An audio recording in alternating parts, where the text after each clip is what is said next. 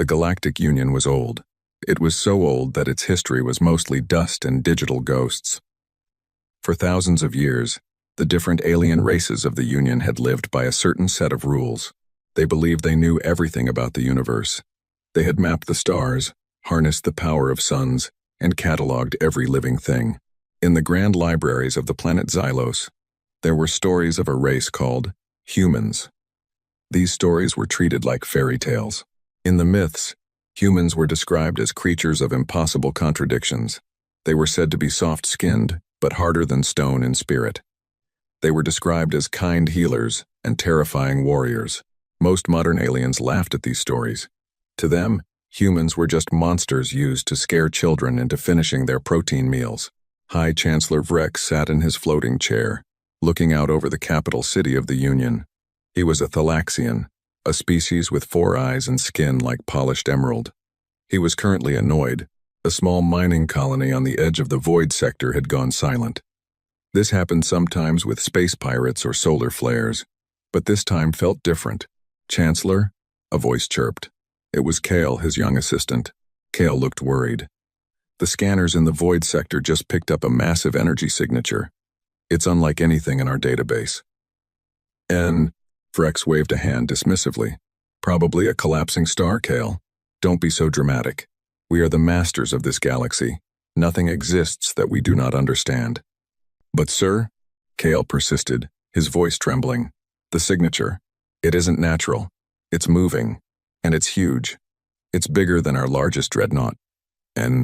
Vrex paused. He turned his chair toward the holographic display. In the center of the dark void sector, a tiny white light was pulsing. It wasn't a star. It was a rhythmic signal, like a heartbeat. As they watched, the light grew. It wasn't just one ship. It was dozens. Then, hundreds. "Is it the Krell Empire?" Vrex asked, his voice losing its confidence. "Are those warmongers trying to start a border dispute?" "No, sir," Kale said, tapping frantically on his screen. "The ship designs don't match anything. They are blocky, heavy, and covered in thick metal armor. We use energy shields and sleek glass. These things, they look like they were built to be hit and keep moving. They look like flying fortresses." Suddenly, the communication console screamed. A signal was forcing its way through the Union's high-level encryption. This was supposed to be impossible. The Union's firewalls were the best in the galaxy. A face appeared on the giant screen in the command center. It wasn't a face Vrex recognized from any known planet. It was a creature with 2 eyes, a small nose, and skin that looked fragile. It had short, dark hair on its head. It wore a uniform of simple gray fabric with a patch on the shoulder, showing a blue planet with a single moon. The creature spoke. The language was strange, but the Union's universal translator struggled to keep up. It sounded deep and resonant. "This is Admiral Sarah Chen of the United Earth Fleet," the figure said. Her expression was calm, but her eyes held a fire that made Vrex feel very small. "You have been harvesting resources from the Sol 2 system. You have ignored our automated warnings for 3 of your solar years. You have destroyed our research drones." Vrex found his voice. "I am High Chancellor Vrex. You are trespassing in Union space. We have no record of an Earth. You are a myth, a ghost story." The woman on the screen didn't blink. She didn't look angry. She looked disappointed. "We are not myths. We were simply waiting to see if you were peaceful. You are not. You are thieves. You have taken what belongs to us, and you have treated the galaxy like your playground while smaller civilizations suffered. You threaten us?" Vrex laughed, though his heart was racing. "We have 10,000 ships. We have weapons that can crack planets." "We don't want to crack your planets," Admiral Chen said softly. "We want our home back, and we want justice for the colonies you crushed to build your luxury towers." She reached out and pressed a button off-screen. "Look at your sensors now, Chancellor." Vrex turned to the window. The sky above the capital planet was usually a beautiful purple, but now, the purple was disappearing. Dark shadows began to blot out the sun. Huge, mountain-sized shapes were dropping out of warp speed right above the atmosphere. They weren't just ships. They were massive slabs of steel and fire. They were so large they created their own gravity, causing the oceans of the planet below to swell in massive tides. The sun was blocked out. In the middle of the day, The capital city was plunged into total darkness. Thousands of smaller ships, like angry hornets, swarmed around the massive carriers. Each one carried the same symbol, a blue marble and a white moon. They thought we were myths, Kale whispered, falling to his knees as he watched the sky turn into a wall of metal. But the myths have come home. Vrex realized then that the old stories were wrong about one thing. The stories said humans were contradictions. But looking at the Armada darkening his stars, Vrex realized they weren't contradictions at all. They were simply the most dangerous things in the universe because they remembered every insult, and they never, ever gave up. The Admiral's face appeared one last time. We are the humans. We are the Terrans. And we are here to collect the debt. The screen went black. The first explosions began to rock the city. The War of the Myths had begun. The darkness over the capital planet, Xylos, was not natural. It was the shadow of millions of tons of human steel. For the citizens of the Galactic Union, the sun had always been a symbol of safety. Now, that sun was hidden behind the hulls of ships that looked like jagged mountains. On the ground, panic was total. High Chancellor Vrex stood frozen on his balcony. He watched as the Union's defense fleet ships that were considered the most advanced in the galaxy scrambled to meet the invaders. The Union ships were beautiful. They were made of white alloys and glowed with blue energy. They looked like pieces of art. The human ships looked like tools of war. They were painted dull black and gray. They didn't glow. They seemed to swallow the light. Fire all planetary cannons. Vrex screamed into his comms. Destroy them. Wipe this myth from our sky.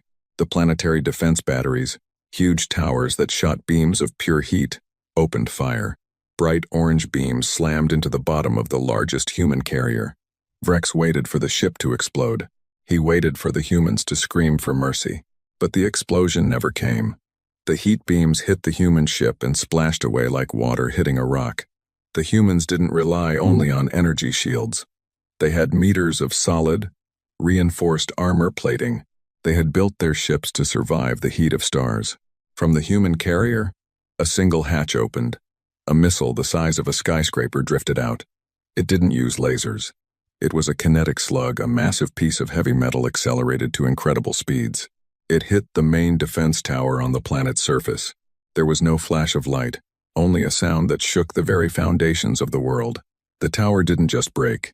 It vanished into a cloud of dust. The shockwave knocked Vrex off his feet.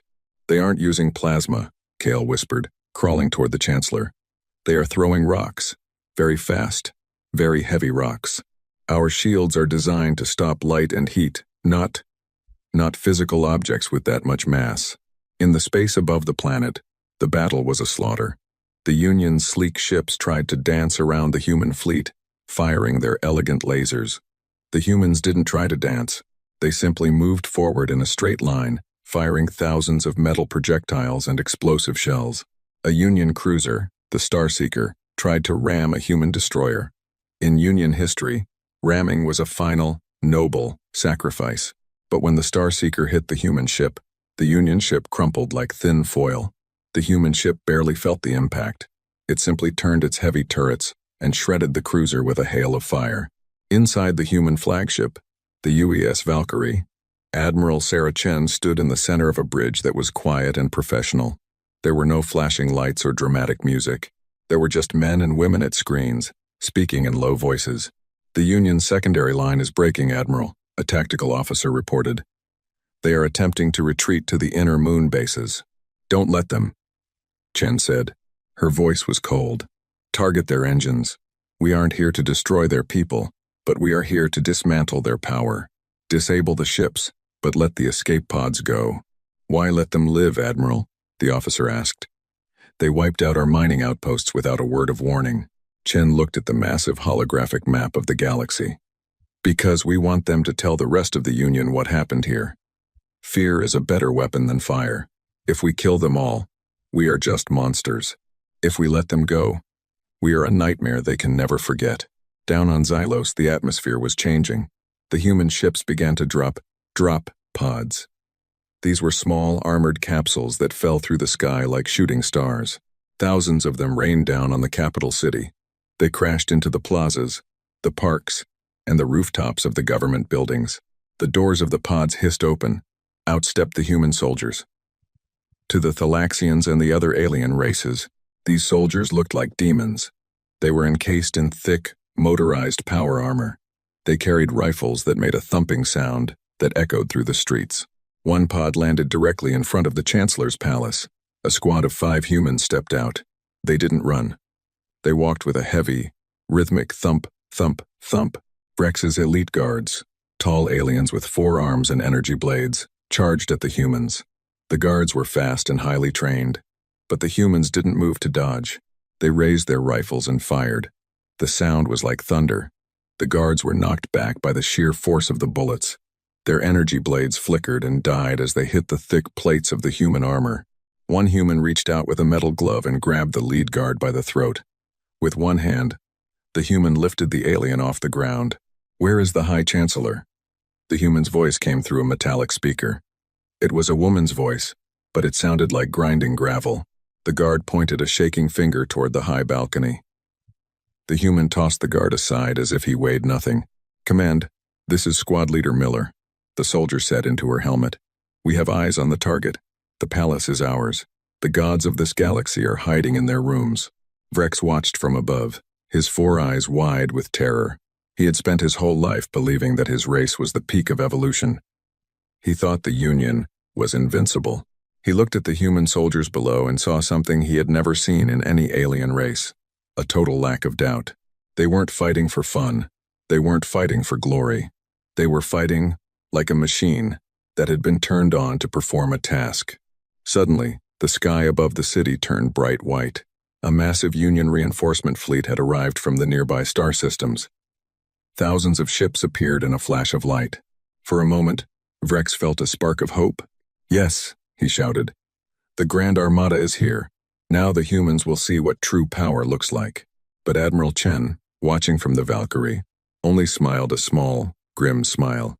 "They brought more targets," she said. "Tell the 2nd Division to initiate the Wall of Fire maneuver. Let's show them why the myths were better left in the books." The human fleet began to shift. The massive ships moved together, locking their shields and overlapping their weapon ranges. They formed a solid wall of metal between the planet and the new Union fleet. The Union ships fired everything they had. The sky became a web of colorful lasers and energy pulses. The human wall of fire absorbed the hits. Then, the humans fired back. It wasn't a battle. It was a harvest. The human railguns sent slugs of tungsten through the Union ships, passing through one side and out the other. Ships exploded in silent bursts of orange and white. The debris began to fall like burning snow onto the city of Xylos. Vrex watched his Grand Armada turn into scrap metal in less than an hour. He realized then that the Union hadn't just made a mistake. They had woken up a predator that had been evolving in the dark for a long, long time. Kale sat on the floor crying. "The stories were wrong, Chancellor," he sobbed. "The stories said humans were half god and half beast." Vrex looked at the human soldiers now breaking down the heavy palace doors. "No, Kale," Vrex said, his voice a whisper. "The stories were right. We just forgot that gods can be angry." The doors to the throne room blew inward. Smoke filled the air. Through the haze, the heavy, metallic footsteps grew louder. The humans had arrived, and they weren't leaving until the galaxy was changed forever. The throne room of the Galactic Union was a place of silence and great beauty. It had floors made of glowing sea glass and pillars that reached up into the clouds. But now, the silence was broken by the heavy, rhythmic thud of metal boots. The smoke from the door's explosion swirled around the feet of the human soldiers as they entered. High Chancellor Vrex stood behind his long, curved desk. His 4 hands were trembling. He tried to look brave, but his emerald-colored skin had turned a pale, sickly yellow. Beside him, Kale was curled into a ball, hiding his face. The human soldiers stopped 10 paces from the Chancellor. They didn't point their weapons at him. They didn't need to. Their presence alone felt like a weight pressing down on the room. The leader of the squad, the woman named Miller, stepped forward. She reached up and unlatched her helmet. There was a hiss of air as the pressure equalized. She pulled the helmet off, revealing a face that was scarred and tired, but very sharp. She had short hair and blue eyes that looked like ice. To Vrex, she looked small compared to the giant armor she wore, but her spirit felt larger than the room. "You are the one in charge," Miller said. It wasn't a question. "I am the High Chancellor of the Union," Vrex said, his voice cracking. "You are committing an act of war. This is a peaceful civilization." Miller laughed. It was a dry, hollow sound. "Peaceful? We found the ruins of the Zith outposts. We found the mining camps on Ceres 4. You didn't give them a choice. You told them to leave their homes or be erased. When they stayed, you turned your lasers on families. We saw the recordings." Vrex opened his mouth to argue, to say that those were necessary reallocations of resources, but the words died in his throat. The human was looking at him not as a leader, but as a bug she was deciding whether or not to step on. "We aren't here to play politics," Miller continued. "Admiral Chen is coming down. She wants to see the face of the man who thought humanity was a fairy tale." Outside the palace, the city of Xylos was changing. The human armada didn't just stay in the sky. Massive transport ships, shaped like giant boxes, began to land in the public squares. Instead of soldiers coming out, these ships opened their sides to reveal engineers and machines. The humans began to dismantle the Union's communications towers. They didn't destroy them. They took them apart and replaced them with their own technology. They were taking control of the net, the galaxy-wide information system. Every screen on every planet in the Union began to flicker. Suddenly, the image of the human fleet appeared on billions of screens across 1,000 worlds. The aliens of the Union, the bird-like avions, the rock-skinned Goras, the liquid-bodied Hydros all stopped what they were doing. They watched in horror as the invincible capital of Xylos was occupied by creatures from their oldest nightmares. Back in the throne room, a small, sleek craft landed on the palace balcony. The door slid open, and Admiral Sarah Chen stepped out. She wasn't wearing power armor. She wore a clean, dark blue uniform with gold pins on her chest. She looked like a teacher or a judge, not a warrior. She walked past the armored soldiers and stood directly in front of Vrex. She was much shorter than the Thalaxian Chancellor, but she didn't look up at him. She looked through him. "The Union is finished, Vrex," Chen said quietly. "You can't mean that," Vrex pleaded. "We have thousands of systems. Our economy runs the galaxy. If you destroy us, the galaxy will fall into chaos." "We aren't destroying the galaxy," Chen corrected him. "We are firing the management. Your Union was a club for the rich and the powerful. You let the outer rim planets starve while you built towers made of glass and light. We've spent the last 50 years watching you from the shadows. We've been building, learning, and waiting." "Why now?" Vrex asked. "If you were there all along, why show yourselves now?" Chen leaned in closer. "Because you touched our children. One of your scout ships fired on a human colony transport 6 months ago. You thought it was just a primitive ship. You killed 300 people who were just looking for a new home. In that moment, humanity stopped being a myth. We became a shadow that follows you." Vrex felt a cold chill. He remembered a report about a minor skirmish with an unidentified vessel. He had signed the paper without even reading it. To him, it had been a footnote. To the humans, it was a declaration of total war. "What do you want?" Vale whispered from the floor. Chen looked down at the young assistant. Her expression softened for a tiny second. "We want a new union, one where the myths sit at the head of the table. We are going to reorganize your military. We are going to redistribute your hoarded energy cells. And we are going to make sure that no ship ever fires on a civilian vessel again. The other races won't follow you," Vrex hissed, his fear turning into anger. "They will rise up. They will fight you." "Will they?" Chen asked. She signaled to her officer. A screen lit up in the room. It showed live feeds from other Union planets. On the planet of the Goras, the local people weren't fighting the human landing parties. They were standing back, watching in awe as the humans handed out food and medicine that the Union had been withholding for years. On the Avion homeworld, the humans were unlocking the prisons where political rebels had been kept for decades. "You ruled through fear and secrets," Chen said. "We are ruling through strength and truth. Most of your subjects are glad to see you fall." Vrex slumped into his chair. He realized the humans hadn't just brought guns and ships. They had brought a different way of living. They were organized. They were efficient. And they were incredibly focused. "Take him to a holding cell," Chen ordered the soldiers. "Treat him well, but make sure he can see the screens." I want him to watch his empire turn into a memory." As the soldiers grabbed Vrex's arms, he looked at Miller, the soldier who had first entered. "What are you?" he asked. "How can a race be so cruel and so kind at the same time?" Miller put her helmet back on. Her voice became metallic and cold again. "We are humans," she said. "We are the best friends you could ever have, and the worst enemies you could ever imagine. You just picked the wrong side." The soldiers led Vrex away. As he walked through his own palace, he saw human engineers already painting over the Union symbols. They were replacing the gold stars with the simple blue marble of Earth. The Armada hadn't just darkened the stars. It had brought a new sun. The age of the Union was over. The age of man had begun, and it was moving faster than any of them could have dreamed. Admiral Chen stood on the balcony, looking out over the burning horizon. She knew the hard part was just beginning. There were still loyalist fleets in the deep space, and there were still ancient secrets hidden in the Union's vaults. But as she watched her ships patrol the sky, she knew one thing for certain. Humanity was never going back into the storybooks. They were here to stay. The transition of power on Xylos was not loud. It was the sound of 1 billion machines working in perfect harmony. While the Union had relied on thousands of servants and slow bureaucracies, the humans operated with a terrifying speed.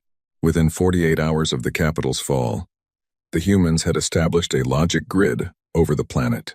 Every transport, every power plant, and every water filtration system was now being monitored by human artificial intelligence. In the lower levels of the palace, which had been converted into a high-tech command center, Admiral Sarah Chen stood before a map of the galaxy. The map was mostly red, the color of the Galactic Union, but blue dots were spreading like a virus across the stars. These were the human strike cells. "Report," Chen ordered. General Marcus Thorne, a man whose face looked like it was carved from granite, stepped forward. "The Union's mid-rim fleet is refusing to surrender, Admiral. They've gathered near the Oros Nebula. They have about 5,000 ships, mostly heavy carriers. They think the nebula's gas will mess with our targeting sensors." Chen looked at the nebula on the map. It was a beautiful cloud of glowing purple and pink gas. "They are still thinking like old sailors," she remarked. "They think if they hide in the fog, we can't find them. Have the Pathfinder units arrived?" "Yes, Admiral. They are in position," Thorne replied. "Then give them the order. We don't have time for a long siege. We need to show the rest of the systems that there is nowhere to hide." While the generals planned the war, the common people of Xylos were experiencing a strange new reality. For the first time in centuries, the lower tiers of the city where the poor lived in the shadows of the luxury towers had power and light. Human engineers had bypassed the Union's paywalls for basic utilities. A young human soldier named Private Leo Rossi was stationed at a food distribution center in one of these lower districts. He was surrounded by a crowd of small, furry aliens called skulks. They were timid creatures who had spent generations as janitors for the Thalaxians. Leo held out a crate of nutrient bars. "Here, take them. It's better than that gray sludge you've been eating," he said, his voice softened by the suit's translator. One of the skulks, an elder with graying fur, looked at Leo with wide eyes. "Why do you do this?" "In the stories, humans eat the hearts of their enemies." Leo chuckled, the sound echoing in his helmet. "The stories were mostly wrong. We don't want your hearts. We just want a galaxy where people can eat without bowing to a chancellor. Just stay calm, stay out of the way, and things will get better." The skulk took the crate, his hands trembling. "You are powerful," the alien whispered. "But the Union has a secret. In the Oros Nebula, they have the World Eater. If you go there, you will die." Leo froze. He tapped his comms. "Command, this is Rossi at Sector 4. I've got local intel about a World Eater weapon at the Oros Nebula. Does that mean anything to us?" The response from the UES Valkyrie was immediate. "Copy that, Private. Scanning archives." Up in the Oros Nebula, the Union's last stand fleet was waiting. Admiral Krell, a fierce warrior with scales like iron, stood on the bridge of his flagship. Behind him, hidden deep within the thick gas of the nebula, was a massive structure. It wasn't a ship. It was a giant ring, miles wide, pulsing with a sickly green light. It was a gravity well generator. If activated, it could collapse a star, turning it into a black hole. It was a forbidden weapon, built in secret by the Union's ancestors. The humans think they have won because they have better metal, Krell hissed. But they do not know the ancient powers. When their armada enters the nebula, we will trigger the ring. We will lose this sector, but the human fleet will be crushed into a single point of nothingness. Sir, a technician shouted. Human signatures detected. They are jumping in. Krell grinned. Let them come. Activate the World Eater. The massive ring began to spin. The space around it started to warp and moan. The purple gas of the nebula was sucked into the center of the ring like water down a drain. It was a terrifying sight, a man-made hunger that could swallow worlds. But the human fleet didn't jump in close. Only one ship appeared. It was small, no larger than a scout vessel. It sat at the very edge of the nebula, watching. One ship? Krell frowned. What are they doing? On the human scout ship, a pilot calmly entered a series of codes. Target locked. Sending the signal.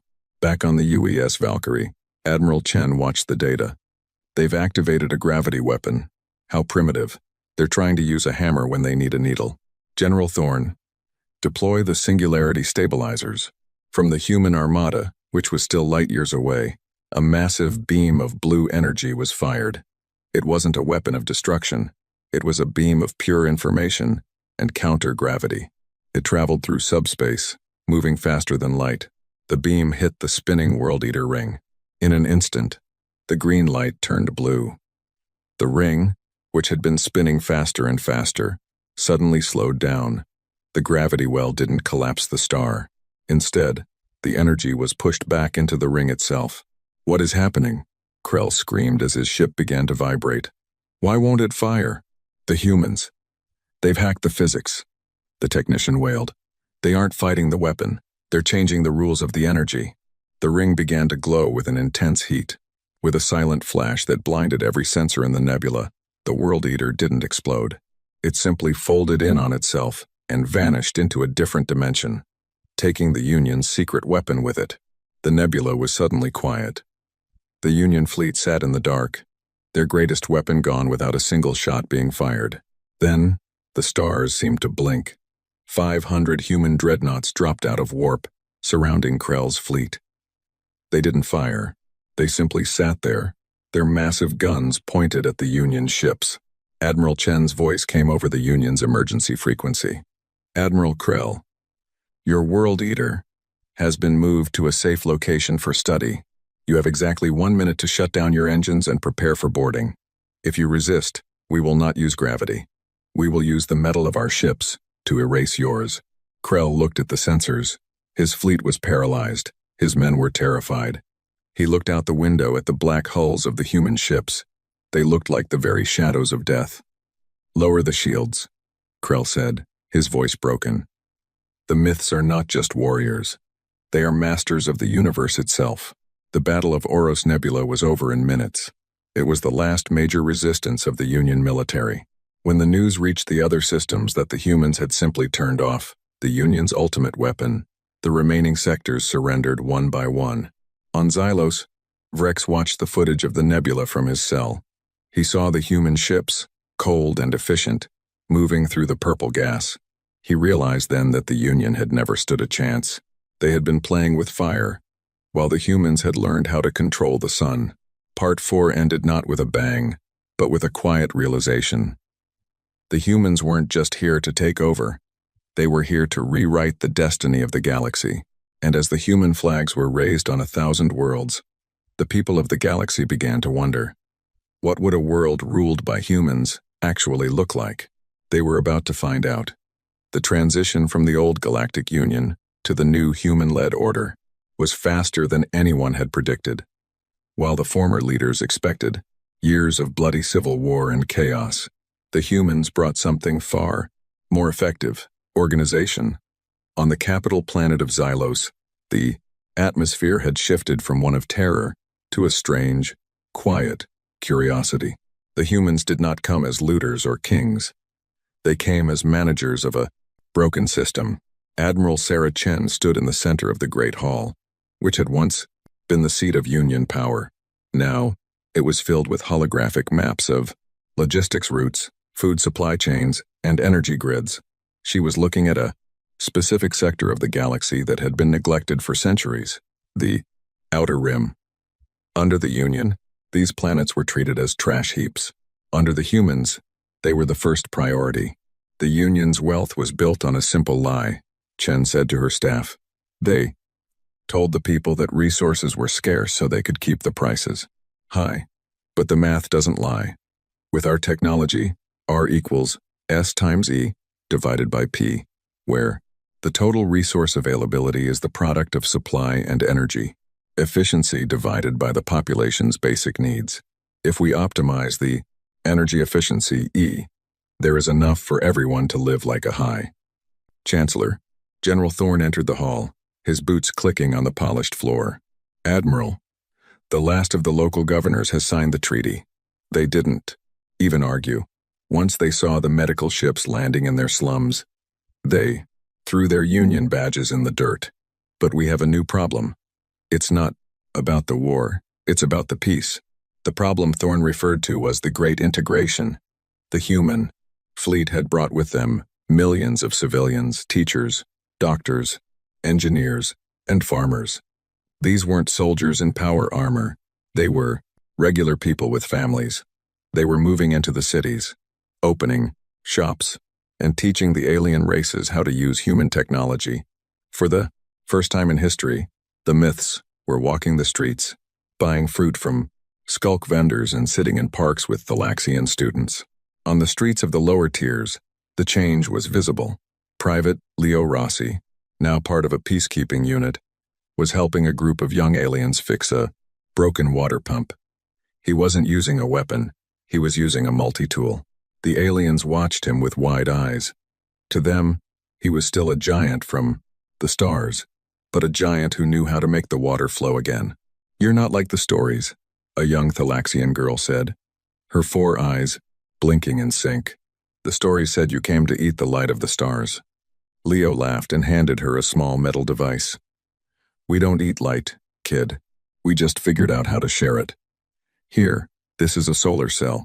Put it on your roof, and you'll never have to pay the Union tax for power again. However, while the common people were finding peace, the old elites were plotting. In a dark corner of the galaxy, a group of former Union admirals and chancellors gathered in a secret station. They could not accept a world where they were not the masters. They saw the human kindness as a weakness. They thought that because the humans were helping the poor, they had grown soft. They think they can buy this galaxy with bread and medicine, hissed a Sao, former High Counselor. They have forgotten that power is taken, not given. We still have the Black Sun Fleet. 500 ships hidden in the dark matter pockets of the Void Sector.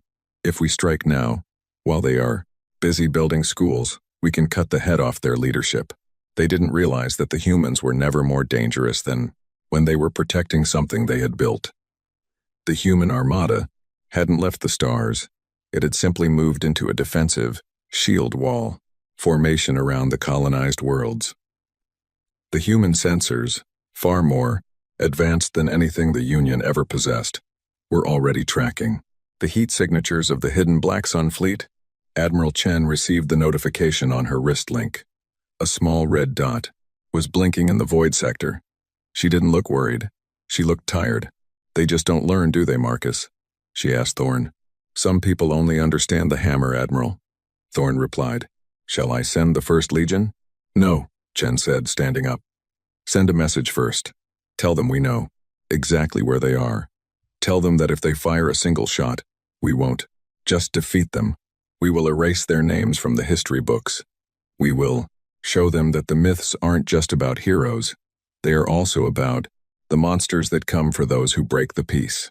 The message was sent across all frequencies. It wasn't a secret.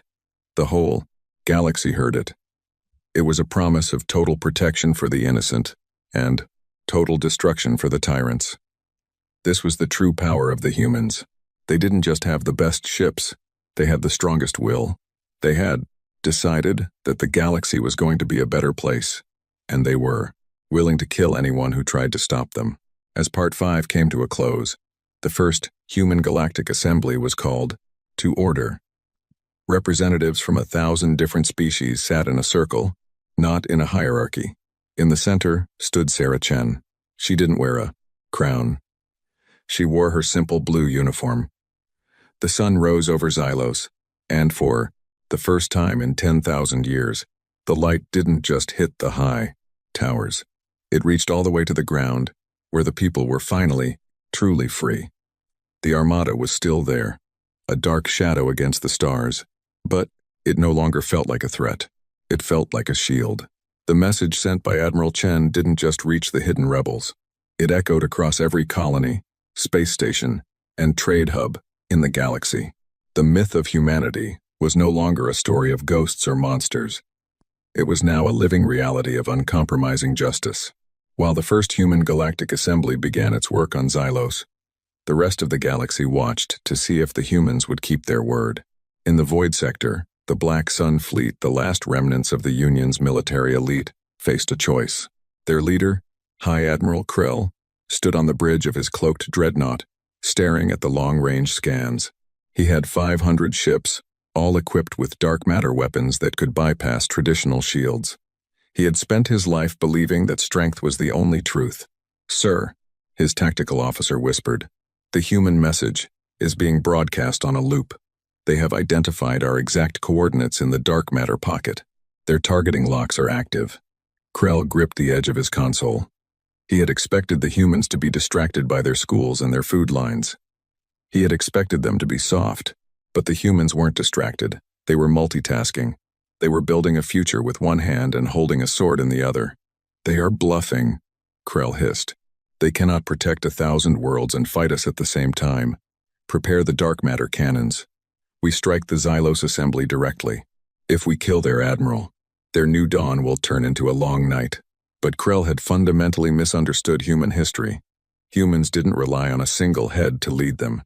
Quote, "They were a species built on the idea of the collective will." As the Black Sun Fleet began to power up their engines, the space around them didn't just ripple, it shattered. Instead of a fleet of ships, the humans sent phase pods. These were tiny, unmanned drones that moved between dimensions. They didn't fire lasers. They simply attached themselves to the engines of the Black Sun ships. In an instant, the dark matter engines, the pride of the Union's secret research, were neutralized. "Our power is gone," the technician wailed. "They didn't even fire a shot. They just turned us off." The human armada didn't appear as a wall of fire this time. They appeared as a circle of silence. 3 human dreadnoughts dropped out of warp, their massive hulls dwarfing Krell's flagship. A single communication channel opened. It wasn't Admiral Chen this time. It was General Thorne. "Admiral Krell," Thorne's voice was like grinding stone. "You were given a choice. You chose the hammer. Now, you get the anvil." Thorne didn't order a boarding party. He didn't order an execution. He ordered the deconstruction. Human repair drones, usually used for building stations, swarmed the Black Sun Fleet. They began to literally take the ships apart while the crews were still inside. It was a terrifying display of technical superiority. The humans weren't treating this as a battle. They were treating it as a salvage operation. "We are not warriors to them," Krell realized as he watched his ship's outer plating being peeled away by robotic arms. "We are just old machines that need to be recycled." Back on Xylos, the assembly was making history. Representatives from the Skulks, the Avions, and even the rock-skinned Goras were speaking for the first time. They weren't asking for permission. They were discussing the Galactic Bill of Rights that the humans had drafted. Admiral Chen sat in the back of the room, watching the aliens debate. She looked at the young Thalaxian assistant, Kale, who had once served High Chancellor Vrex. Kale was now working as a translator for the smaller species. "Do you think they will ever stop being afraid of us?" Chen asked him quietly. Kale looked at the humans stationed around the room. They weren't in power armor today, but they still looked formidable. "The fear will stay for a long time, Admiral," Kale admitted. "But for the first time, the fear is mixed with something else. Hope. Under the Union, we knew exactly what would happen to us if we failed. Under you, we don't know what will happen. That uncertainty is the first true freedom we've ever had." The news of the Black Sun Fleet's recycling reached the assembly by midday. It served as a final punctuation mark on the old era. The myths were not just here to stay. They were here to ensure that no one ever lived in the shadows again. As the sun began to set on the first day of the new government, a human transport ship landed in the palace gardens. It didn't carry soldiers. It carried seeds. Thousands of different types of plants from Earth, carefully shielded to grow in the soil of Xylos. It was a symbolic gesture, but a powerful one. "We aren't just changing your laws," Chen said as she stood before the assembly to close the session. "We are changing the very ground you walk on. We are going to turn this galaxy into a garden, and as long as you respect the peace, you are welcome to walk in it with us." Part 6 ended with the first human trees being planted in the emerald soil of the capital. The Armada still darkened the stars above, but to the people below, those ships no longer looked like predators. They looked like the walls of a home they were finally allowed to live in. The age of myths had ended, and the age of the citizen had begun. The planting of the Earth seeds on Xylos was a symbol that the galaxy had fundamentally changed. But while the capital celebrated, the Great Integration faced its most difficult challenge, the deep space infrastructure. For thousands of years, the Union had built its economy on a complex web of toll gates, massive space stations that charged smaller species for the right to travel between stars. Admiral Sarah Chen stood on the observation deck of the UES Valkyrie, looking at a holographic map of the trade routes.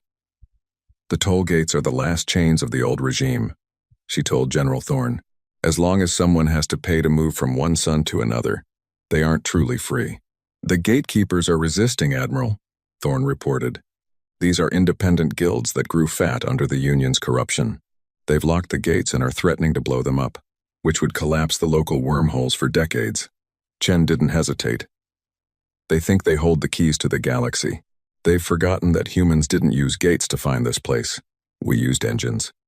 In a move that surprised the entire Galactic Assembly, humanity did not attack the gates. Instead, they revealed a technology they had kept secret during the initial invasion, the slipstream drive. While the Union relied on fixed points in space to travel, human ships could now create their own paths anywhere. Within a week, the human fleet began distributing slipstream modules to the merchant ships of the Skulks, the Avions, and the Goras. The toll gates became useless overnight. The guilds, once the most powerful economic force in the galaxy, watched from their silent stations as thousands of ships simply bypassed them, flying through the void as if the gates didn't exist.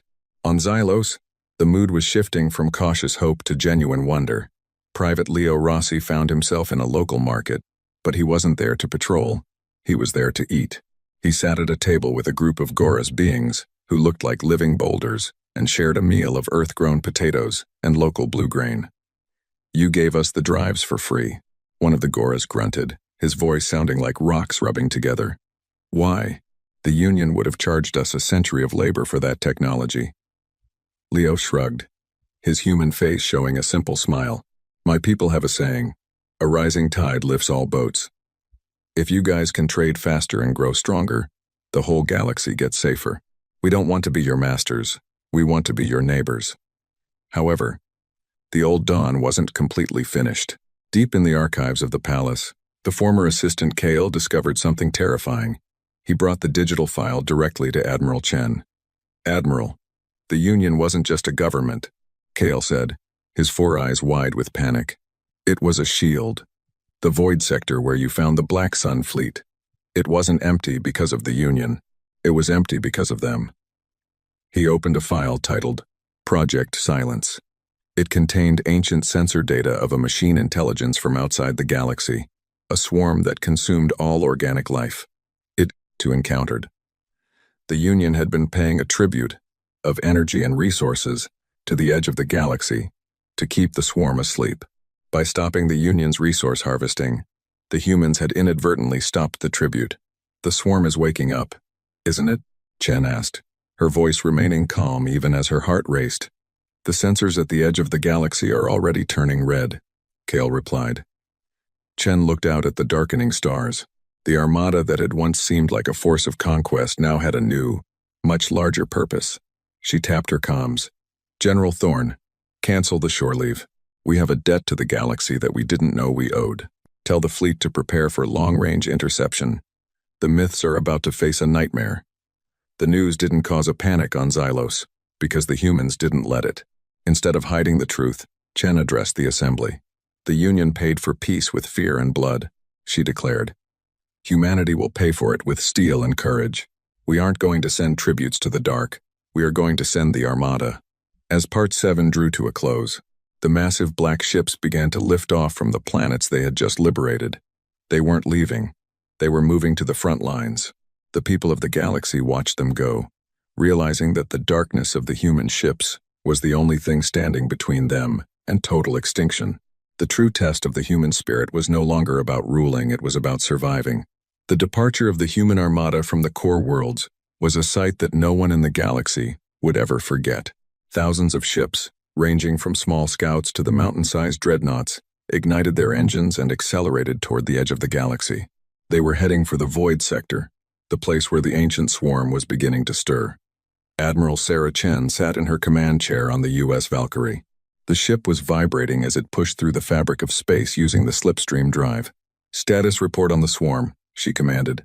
General Thorne tapped his holographic screen.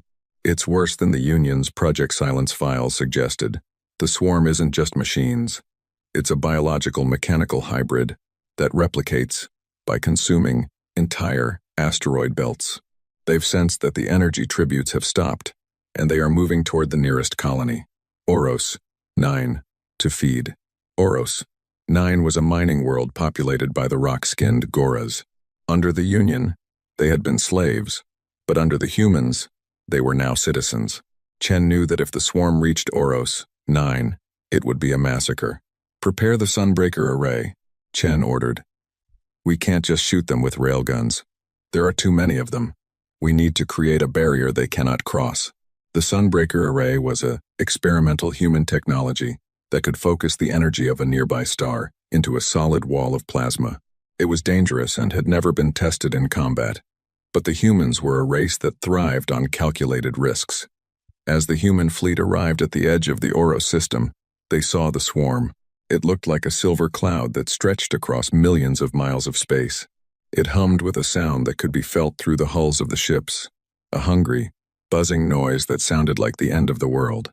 "All ships, form the Aegis pattern," Thorne shouted over the fleet-wide comms.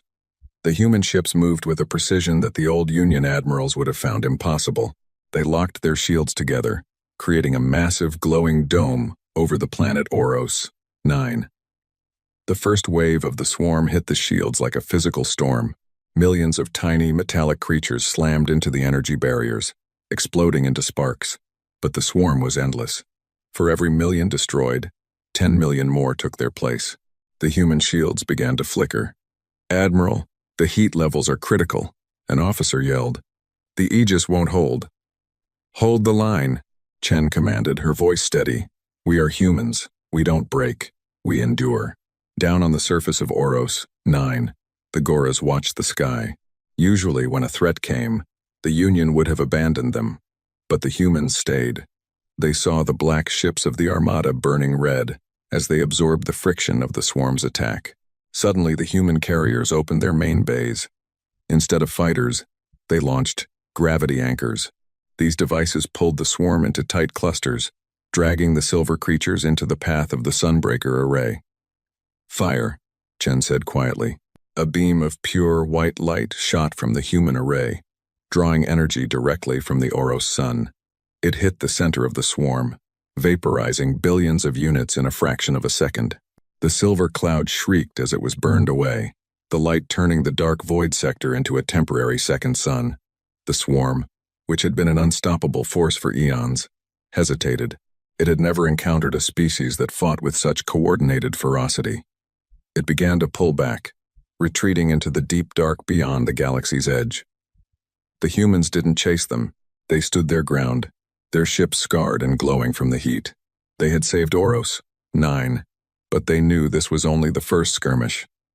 "They'll be back," Thorne said, looking at the scanners. "Let them come," Chen replied. "We've spent our whole history fighting each other. Now, we have something worth fighting for together." As Part 8 concluded, the news of the victory at Oros 9 reached Xylos. The people of the galaxy realized that the humans hadn't just replaced the Union, they had replaced the very idea of fear. The Armada still darkened the stars, but for the first time, the darkness felt like a warm blanket protecting the galaxy from the cold. The myths had become the guardians. The victory at Oros 9 was not the end of the war, but it was the birth of a new galaxy. The ancient swarm had been pushed back into the dark, and for the first time in history, the different races of the stars were not united by the chains of the Union, but by a shared sense of survival. The myths had proven they were more than just warriors. They were the shield that the galaxy had never known it needed. Admiral Sarah Chen stood on the observation deck of the UES Valkyrie as it returned to Xylos. Her ship was battered, its black hull covered in the scars of plasma fire and swarm impacts, but it flew with a pride that was infectious. Beside her stood Kale, the former Union assistant who had become a vital link between the humans and the alien assembly. "The swarm will return one day," Kale said, looking at the stars that were no longer shadowed by the threat of extinction. "But I don't think the galaxy will be afraid anymore." Chen nodded. "Kale, fear is what happens when you face the dark alone. We aren't alone anymore." Back on the capital planet, a massive celebration was underway, but it wasn't a military parade. It was a festival of cultures. The Skulks, the Avions, the Goras, and the humans were sharing food, music, and stories. The Armada still sat in high orbit, its massive presence a constant reminder of the strength humanity provided. But the citizens below no longer looked up with trembling hearts. They looked up and saw the guardians of their peace. High Chancellor Vrex, still in his comfortable but secure holding cell, watched the festivities on a monitor. He saw Private Leo Rossi laughing as he danced a clumsy traditional dance with a group of skulks. He saw the technology he had hoarded being used to heal sick children in the lower tiers. He realized then that his union had failed because it was built on taking, while the humans were building something that would last because it was built on giving. "They are a strange race," Brex whispered to himself. "They have the power to destroy everything, yet they choose to fix a broken water pump." In the Great Hall of the Assembly, Admiral Chen walked to the podium to deliver her final address of the campaign.